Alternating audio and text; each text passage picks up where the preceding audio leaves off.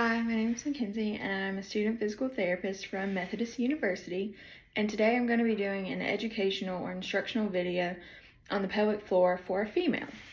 So behind me here laid out, I have all the pieces of a female pelvis, all the muscles, all of the organs, and I'm going to be telling you a little bit about those. So the first thing that I want to start out with is the pelvis itself. So a lot of these muscles attach to different places here on the pelvis, and this really gives support for the pelvis, the muscles, and give them a place to attach. It also gives a house per se for the organs.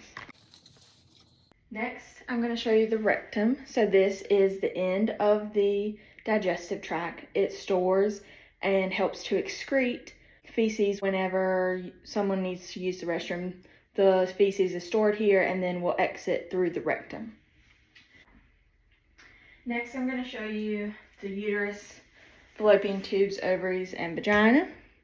So here we have the uterus. The uterus is a pear-shaped organ. It is where babies are born or where they're stored until they're born. The fallopian tubes help carry eggs from the ovary to the uterus.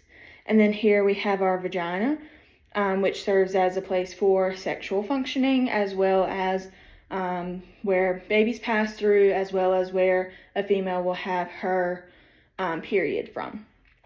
The ovary stores the eggs and then helps to release them through the fallopian tube to the uterus.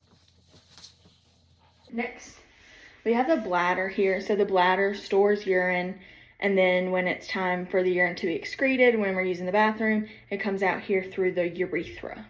And the urethra runs from the bladder to the outside of the body. And next here, I have our first layer of muscles. So all of the muscles as a whole, so all 3 layers of the pelvic floor muscles as a whole have 4 functions. So the first function is for sexual function, so to maintain erection, and then to help close and open the vagina when we are having sex. And then the other functions of the pelvic floor are for bowel and bladder function. So it helps to relax whenever we are using the restroom. So whenever we're urinating, it helps to open the urethra.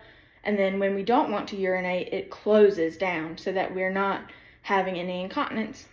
And then also the pelvic floor helps with passing feces through. So we want to relax that external anal sphincter whenever we want to have a bowel movement, and then close it whenever we don't want to have a bowel movement.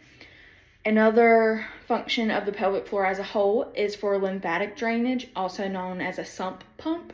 So that really helps when the muscles are activating. It helps the lymph drainage drain to where we want it to be.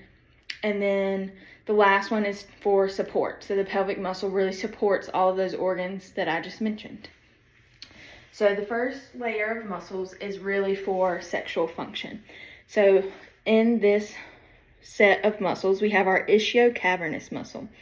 This muscle maintains erection of the clitoris.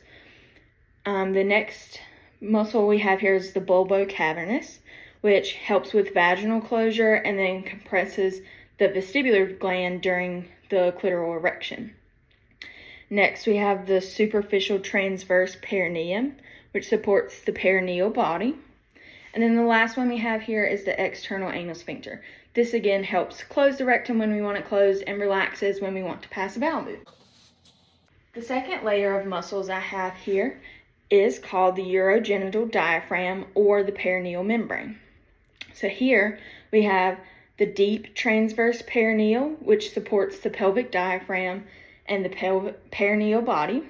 And then we have the compressor urethra, which helps to compress that the urethra whenever we don't want urine to pass through. And then the last one is the urethrovaginal sphincter, which helps to close both the vagina and the urethra so that urine does not pass through, and then it can close the vagina whenever we want it to be closed. And then the last layer of muscles here is the levator ani, which is made out of 3 muscles. So first we have the puborectalis, which can be voluntary activated during squeezing.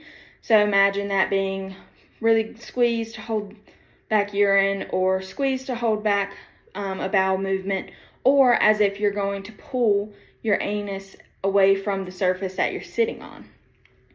The next one is the pubococcygeus, which is the elevation of the urethra during a pelvic muscle contraction, and it also plays a deal with urinary continence. And then lastly here we have the ileococcygeus, which gives support to the rectum, upper vagina, and the uterus. So I hope you've learned a lot about the pelvic floor muscles and organs and bones here with me today.